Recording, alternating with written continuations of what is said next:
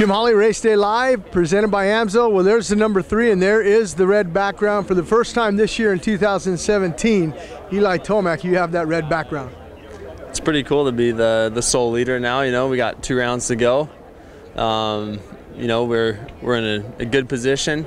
You know, we had a really good race at Salt Lake last week. Came from the back of the pack all the way to the front, and you know, looking forward to these next 2 races that we have on our hands here in New Jersey and in Vegas. You know, I think they'll be good tracks for myself and my motorcycle, and no reason we can't win the whole thing now. 2015, you won here in MetLife Stadium.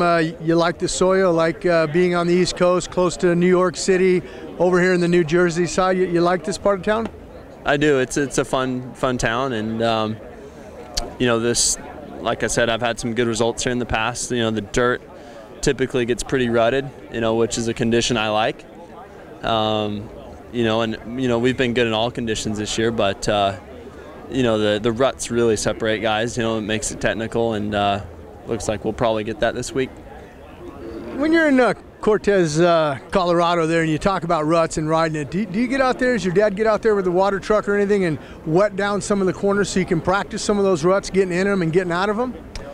Or am I letting in a little secret? No, you're not.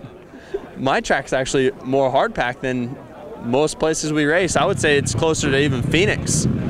But my motocross track has a lot of sand in it, so I think the sand riding, you know, throughout my whole career and my whole life kind of helps you adapt to gnarly conditions.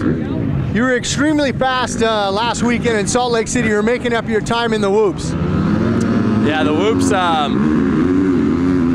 that was big for me. I was able to get over the second one, which was like a tall kind of wall. I was getting over that where guys were jumping and hitting that, and I was still able to get the skim going. So that's where I was making up big chunks of time. Good luck in here and this weekend. It's a day race for you.